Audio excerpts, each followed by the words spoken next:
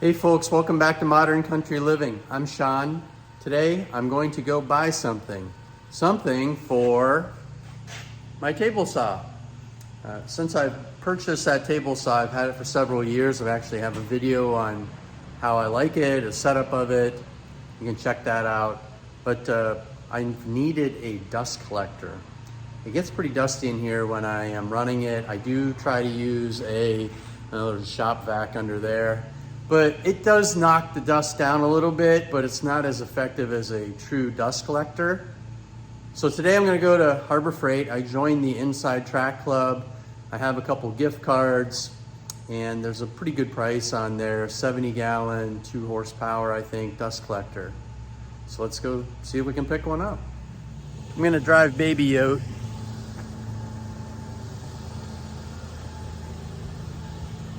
Just feel like driving a 5-speed right now, and I don't know, even though this thing's pretty old, 20 years old, just a fun little truck to drive around. Okay, we're in Baby Yote, driving down the road, Route 6, heading to Harbor Freight. So when I bought this vehicle a year ago, I was looking for a particular set of features that I wanted. I definitely wanted a 5-speed because I want my children to learn how to drive a 5-speed. I wanted air conditioning because I like to be comfortable. I wanted 4-wheel drive. I wanted a locking rear differential, and I wanted preferably a V6, which I did get, and I was really hoping to find an extended cab, which this one has that. Problem is, in northwestern Pennsylvania, it's hard to find a clean older vehicle that isn't all rusted out. This is a 2002 model, and I had to go to the other side of the state, over by Harrisburg. Found it on a small little independent dealer lot. So took a trip over there, picked it up.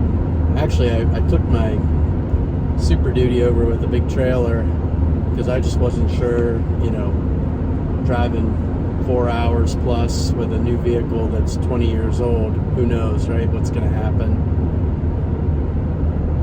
So my wife and I had a nice little day trip and picked this thing up a year ago. And since then, I've done a number of little improvements and modifications to it, just trying to get it so it'll last another 10, 20 years, depending on how things go. I think I'm at like 127,000 miles on it, so it's a fairly low mileage vehicle for as old as it is, and it has a newer frame under it. It is a fun little vehicle to drive. The other truck I drive, the Super Duty, is, it's fairly luxurious comparatively and smooth and quiet. This is a little more raw, a little more you feel the road, but it also is a good amount more capable off-roading. Kind of excited about the idea of having a dust collector. I've gone a number of years without one, and it's just a nuisance factor, probably not as healthy for me when I'm in the garage and running the saws and putting all the particulate matter into the atmosphere. Hopefully having a dust collector reduces that down quite a bit, makes it so that it's a little cleaner shop. I don't know if you have some experience with dust collection units, and maybe you want to put down in the comments. I do try to read all the comments that I receive, but you could let me know your experiences, how you like to connect them. I'm going to have to check out some videos to see some of the ways that other people do things. I am, not afraid to basically watch what other people do and learn from them. I think that's a great thing that YouTube offers. It offers us the ability to learn from each other and share best practices, to see different things. So hopefully I can share this experience with you. Okay, we're at Harbor Freight. Let's go see if they've got one of these things. All right, so they have one for me. This is what the unit looks like in the store. Seems pretty decent. So I guess the question is, how do I want to connect everything? I've got this accessory kit.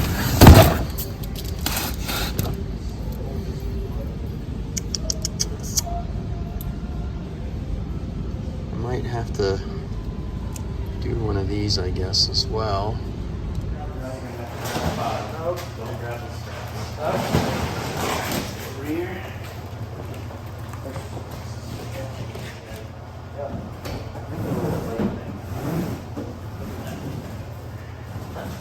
There. What is this? It's off the light. And I did my new 3/8 impacting air action wrench. And then I got one of those for free. Premium. Look at that. This was free, this was not. All right, so pretty excited to put the dust collector together. Let's see how the instructions are, how it goes together. And then I do have the dust collector accessory kit and kind of pumped up to see how that all goes. Let's start unpacking it.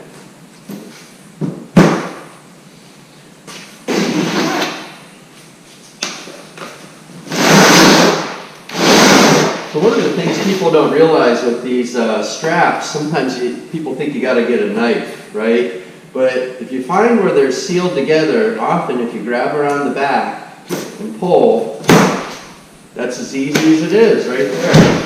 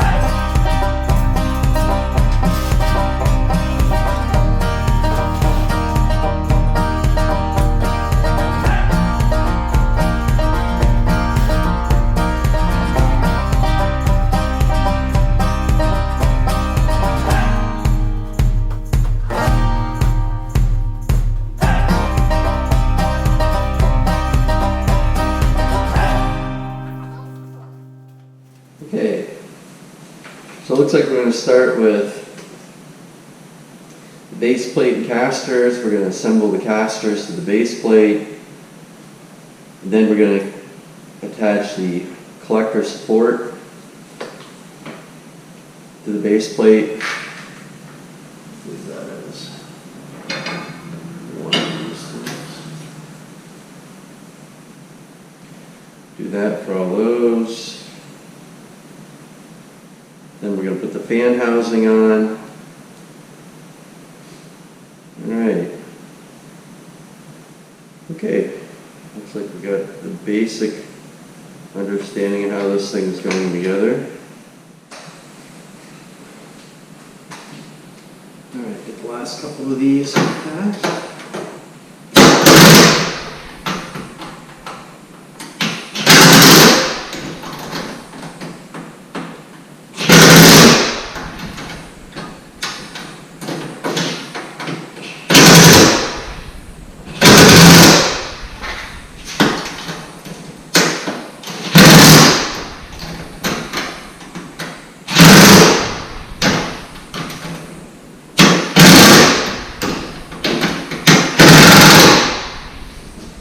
Okay, I would advise just be careful with your torque setting. If you're using an impact gun or anything along those lines, These are, you know, fairly small pieces of hardware. I don't know, you don't want to break one. Then you'll be kind of going to the hardware store. But yeah, all the casters are installed. So we're going to flip the base plate over, and we're going to put the bag holder. I think that's going to start next. Let's see here.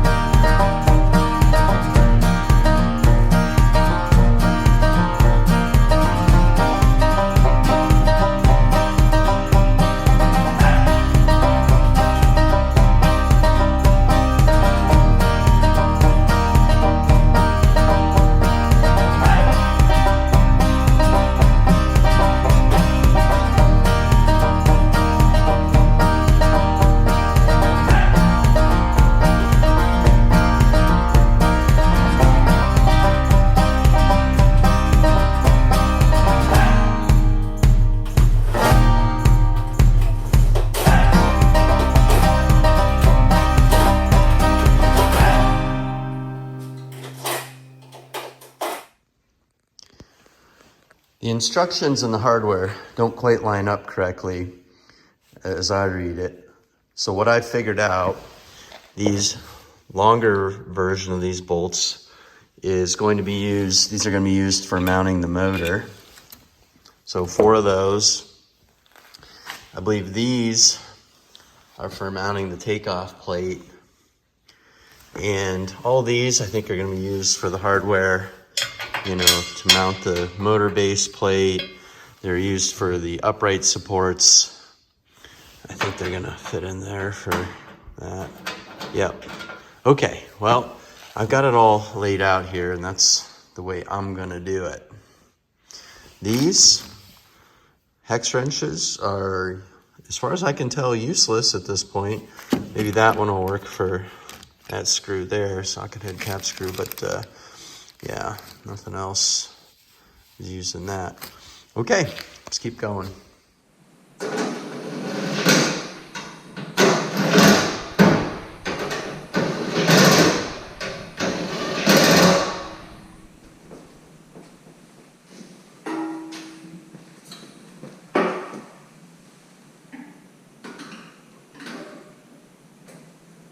All right, approximately like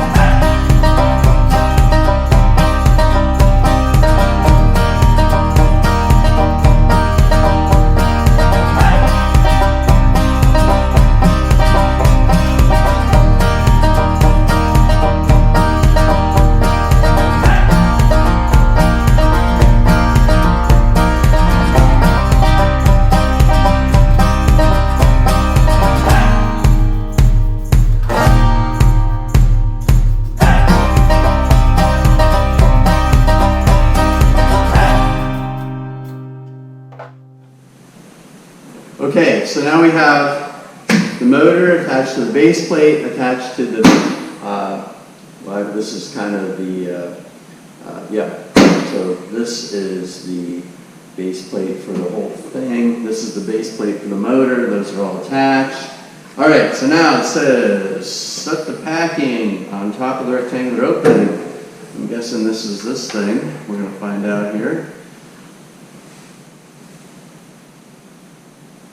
And we have 6 bolts, which I do have 6 of them right here.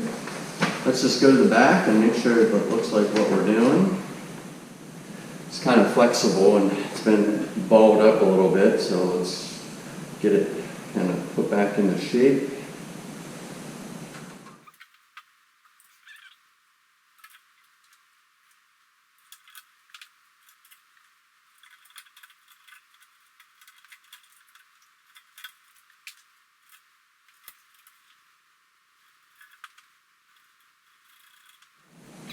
Okay, you're going to want to put the fasteners through this base plate that housed in here.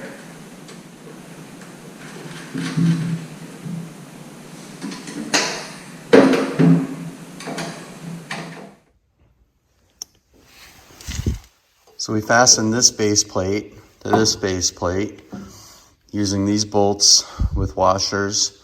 Then the longer bolts with washers are used for on top of the base plate to mount the motor to this base plate. Everything's a base plate. The instructions are funny. You may want to keep this a little bit loose up here so that you can adjust so that this part of the fan, this little clip here, you can get this hole lined up with the slot. And that's on both sides. Okay. And then this part right here, there's like a rubber gasket that you saw that lies in there. Kind of have to finagle it a little bit to get the holes to line up and then secure it through. Just be careful not to crack the plastic when you're tightening it down. Don't over torque it. In these threaded holes, this is going to go right here. Then you have a set right there. Then you're going to go here and then on the other side. You want to get this oriented correctly so that the outlet, inlet line up. So that's the next phase.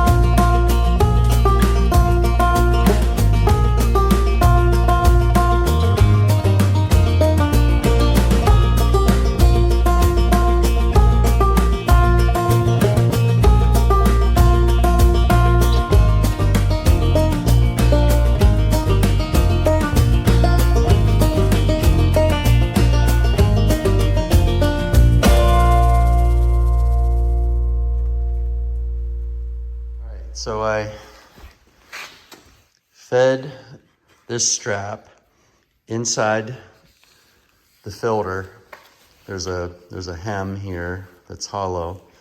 Snake that around, and then you pull it up tight and lock it down. Make sure that it's hanging well when it's on there.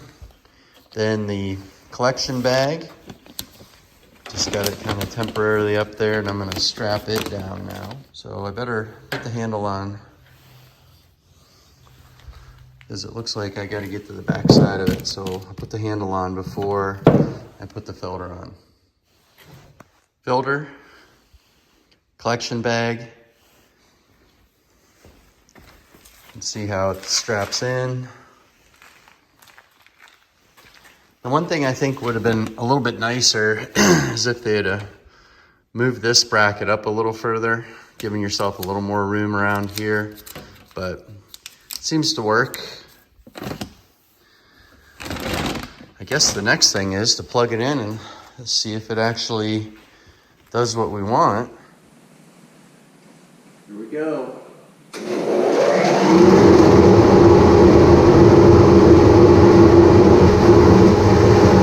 Okay, so not too terribly loud, a little quieter than I thought it would be actually.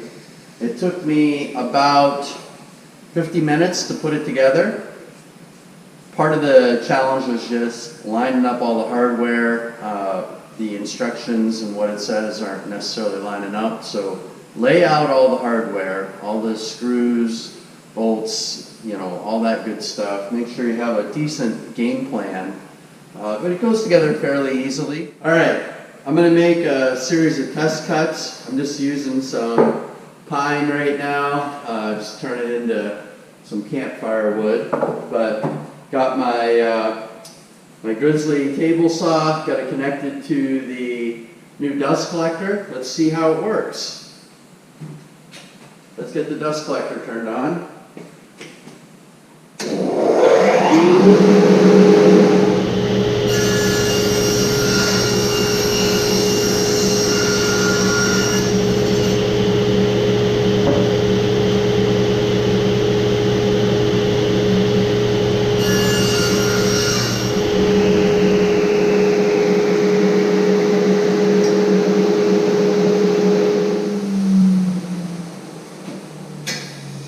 Alright, so compared to before when I had no dust collection system and was just using the shop vac, very minimal fines coming up here on top of the table saw. I'm going to take a look inside the cabinet and unplug it here.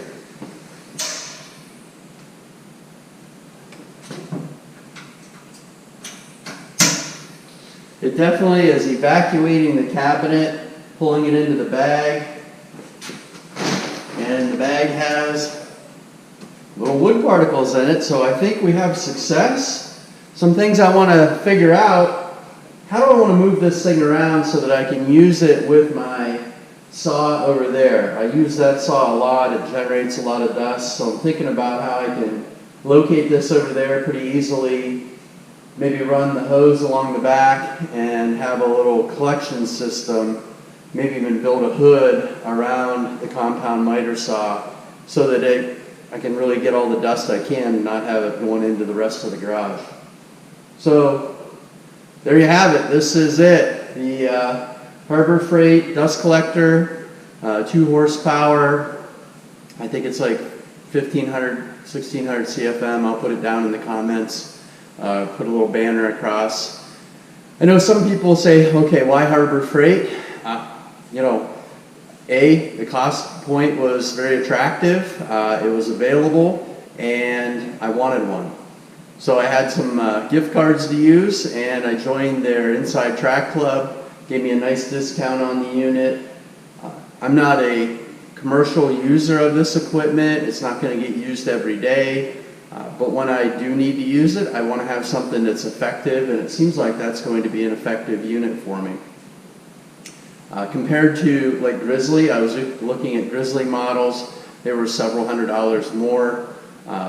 Yeah, the instructions on this could be a little better for the installation, you know, setup of it. But you know, as I said, it took me about 50 minutes to unpack it, lay everything out, and assemble it. So I think that's fairly reasonable. And if I get several years of use out of it, it'll be considered a victory. Thanks for watching my channel. Be well.